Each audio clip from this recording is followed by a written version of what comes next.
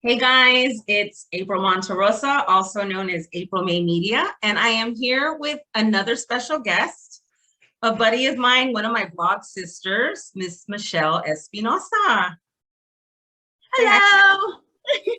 So I've known Michelle probably for at least 10 years. Mm-hmm. Michelle runs the blog Permanently Exposed.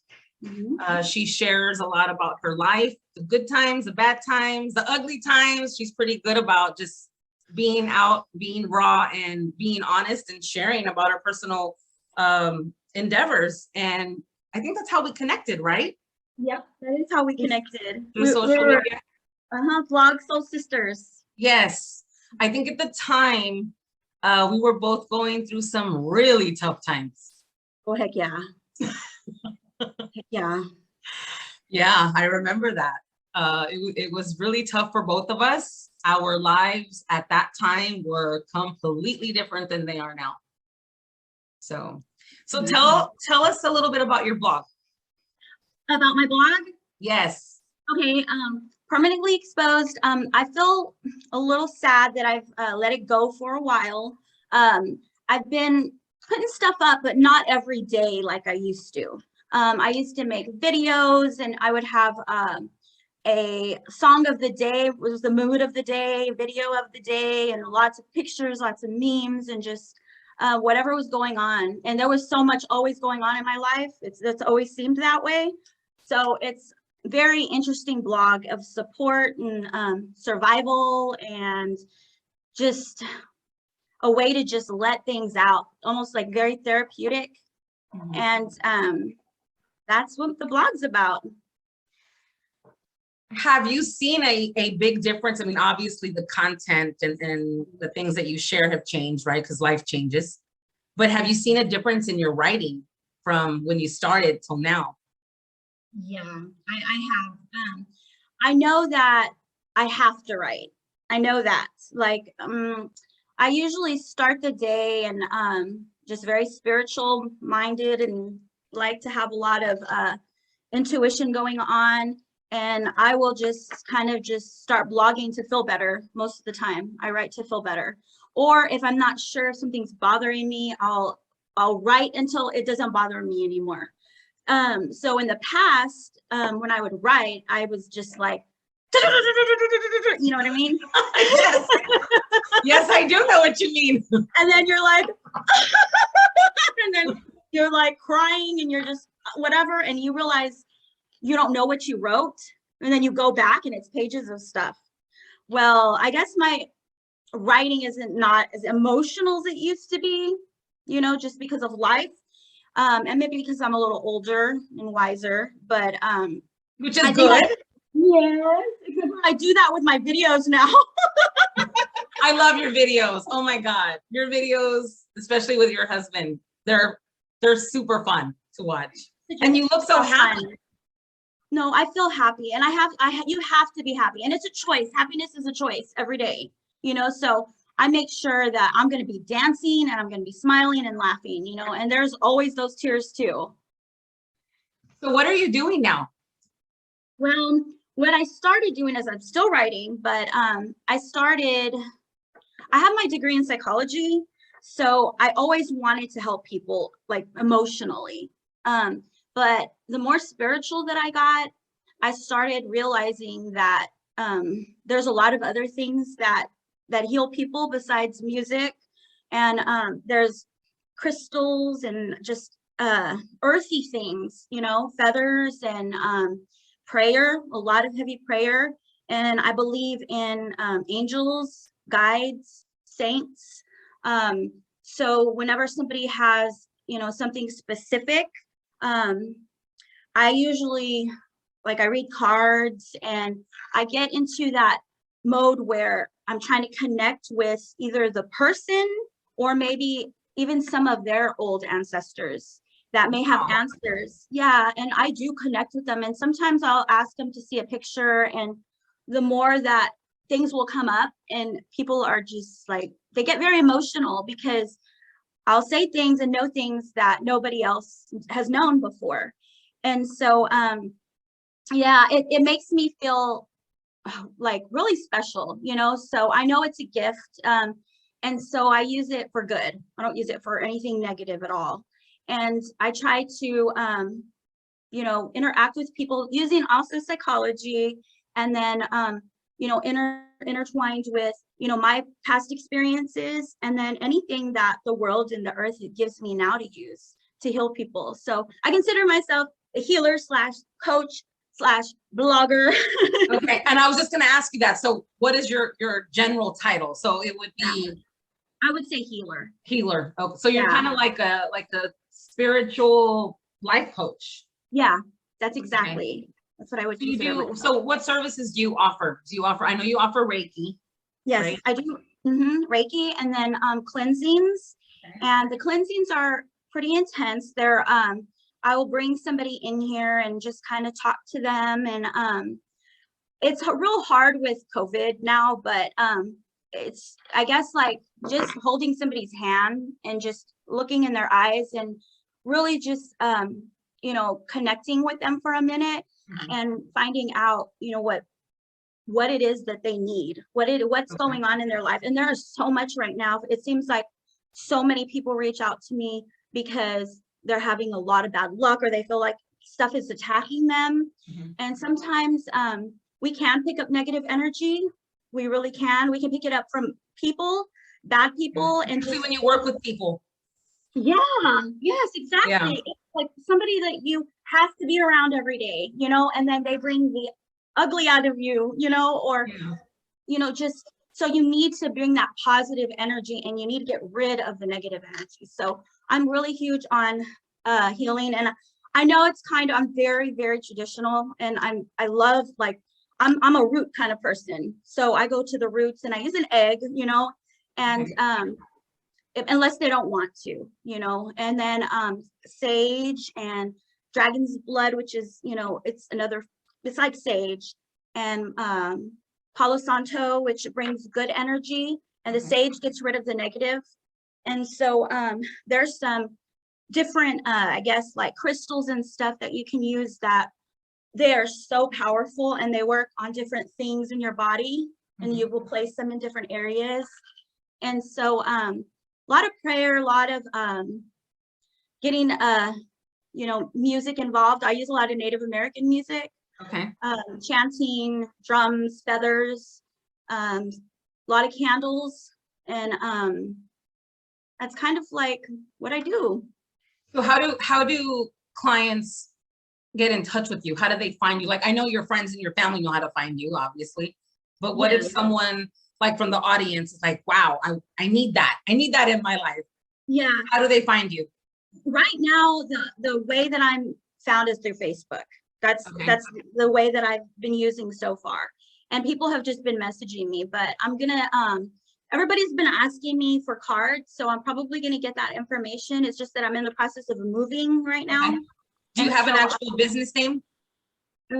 no, I just go from permanently exposed. I use that for Okay. everything. Okay. The only thing is it's a little hard because a lot of people have trouble spelling permanently. They're like, what? I'm like, okay. That's the only issue. I was like, why did I pick something so difficult? You know what I mean? But that was so many years ago. And I'm like one of those that, you know what I mean? You stay with what you know. So how have these practices affected your own life, your own personal life? I think in a lot of ways, they've helped me, but they can also, you can take on other people's negative energy too. You know what I mean? So it's made me, I guess, more positive and spiritual, to where I'm aware of people, and I can feel that, like, I guess, that strong connection. And so it gives me an ability to help people and to understand them more. And with my writing, I think it helps, with that, because when you write, you're writing for an audience. People are going to read it. If you're writing, I mean, somebody's going to read it, and so there's more connection with that. Awesome. So any advice for someone that is curious to get into more spiritual, natural healing, like you described, and they're a little nervous about it. What advice do you have for a client like that? Or how do you handle clients like that? Because I'm sure you've gotten people that are like, God, that sounds enlightening. It sounds like something I need, but I'm a little scared, or I'm not sure, or how do you handle that? What I do get a lot is a lot of people who feel like they are stuck because of religion. Like they'll feel like, oh, those tarot cards are for the devil and you're not supposed to be reading them, and they get really scared. And organized religion, puts a lot of rules out there. And if I guess it's the same thing as anything else. If somebody is using cards for a gift that was given by God, and I'm praying and I'm asking your ancestors, I'm asking God basically, but to give me the answer to help you, then how can that be wrong? So I basically will tell them, you don't have to do anything you don't want to do. Of course, that's uncomfortable to you, but this is all very it's about light. It's about positive energy. It's about goodness, and it's about your path, because the fear and the anger and everything that is negative in life is not for your path. It stops you from reaching your path. So I feel like you need to know what your path is, so you can go. And you need to really just I guess get into the right context of mind, where you ask yourself the right questions to know, is this really where I'm supposed to be going? And then there comes that fear. Well, no, you shouldn't do this, or no, you should go do that, or even the voice in your head. Yeah, exactly. And it's like, be quiet. You know what I mean? Sometimes you have to say, be quiet to all that negative and just listen to the positive. And I'm sorry, go ahead. It's okay. No, it's just, that's what I was going to say, is that there's really no changing anybody's mind. You know what I mean? But if they wanted to do it, and if they have the gift to do it, and if they can help people, they should be doing it. Being in the spa industry as long as I've had Reiki, and I get the chakras, and I've done all that stuff. I don't do it regularly or anything like that, but I have experienced that. And for me, it's been just another form of self-care for me. Definitely. And I think that when people don't understand holistic spiritual healing, or the chakras and Reiki, it could be scary, because especially those that are very involved in church. Like, I grew up totally Catholic, went to Catholic school. I'm sure if you told one of my tias this, they'd be like, what is that? Because you don't grow up that way. That's bad. You just go to church.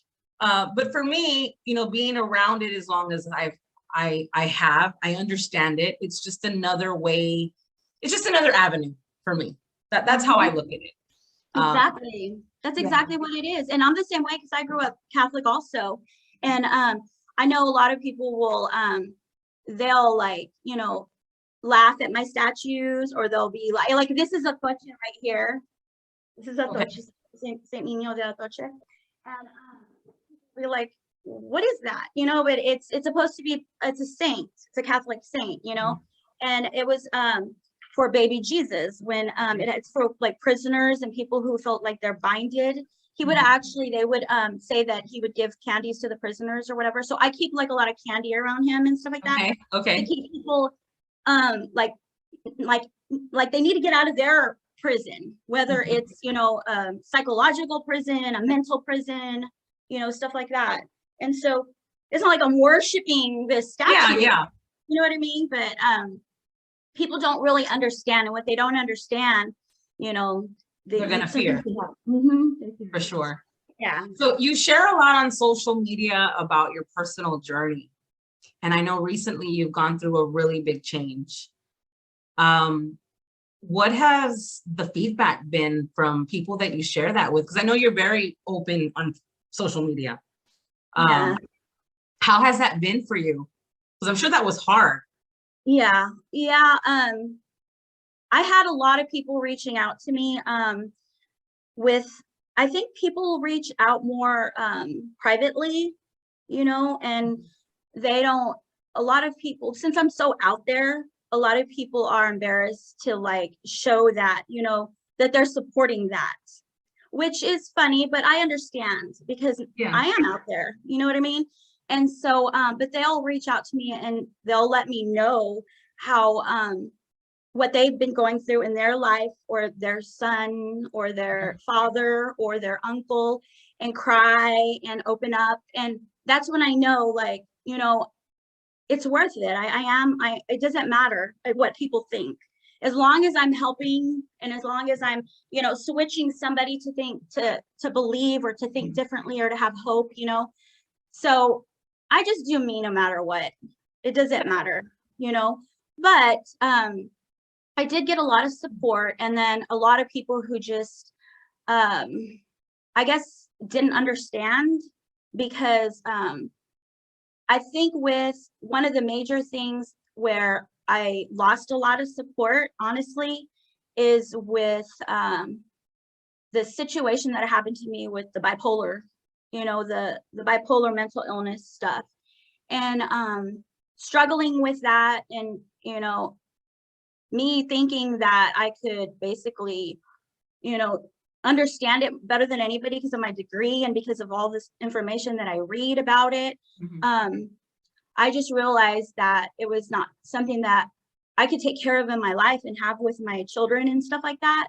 And so a lot of people like were angry because they felt like, you know, it was my duty, or it's like, you know, I guess like I need to just, this is a situation with, you know, mental illness. You can't just act like it doesn't exist, you know? And it is true, you can't act like it doesn't exist, but you don't have to make it part of your life either, especially if it's very toxic, you know? And so that was one thing that, but I think when I started becoming happier, I got a lot of people coming back and seeing the difference and saying, you know, you made the right choice. You know, you have to do what you have to do for yourself. And sometimes I'm one of those people who will just be there for everybody but me. And now I'm learning how to be here for me. So that's hard. That is hard. That's hard, especially when you're alpha female, which you are. Definitely. I know what that's like. Yeah. You're worried about everyone else, taking care of everyone else all the time. So you're last. And then when you do decide to take care of yourself, it's usually when you've had enough. You're exhausted, you're tired, you're sad, you don't even want to be outside. That's when we take care of ourselves, when we've had it. And that's not good. Yeah. When we're on the floor, like trying to like scrape back up, you know what I mean? Oh, yeah, I do know what you mean. Yeah. That's like, I'm not even a resolution type of person, but that's a resolution every year. Like, I'm going to take better care of myself. I'm going to take a break, you know. And I've gotten better. I think COVID has kind of persuaded me to get better because it's made me stay home. Not that I've had COVID, thankfully I have not, but being out in the media world all the time with things canceling, I'm home more. So I've been able to do more things in my house and be around family more and things like that. And that's part of my self-care, because I'm always out all the time with people. So for me, part of my self-care is quiet, being around my family, being around my stepkids, just chilling out, doing nothing, not having to be dolled up, none of that. So well, thank you so much for sharing with us today. If any of our audience wanted to reach out to you, how could they do that? Okay, it's usually they could do it on Facebook, but I know maybe some people don't have Facebook. If you don't have Facebook, it would be permanentlyexposed.com. And I can share the link with you so you can put it somewhere. Yeah, we'll put it on the post. Okay, so the link would work, and I do get emails and stuff through there, comments through there privately too, so it's not inbox, you know, through Facebook. That's the best way for it right now. All right, is there anything you want to add and share with the audience before we end the combo? Nope, just have a great day. Well, thank you so much for being here. It was great catching up with you. I can't wait to see what you do this year. Definitely Thank get back to you. writing because you're a great writer. I will. Yes, yes. Thank you everybody for watching. April Monterosa here, and I will see you next time. Thank you.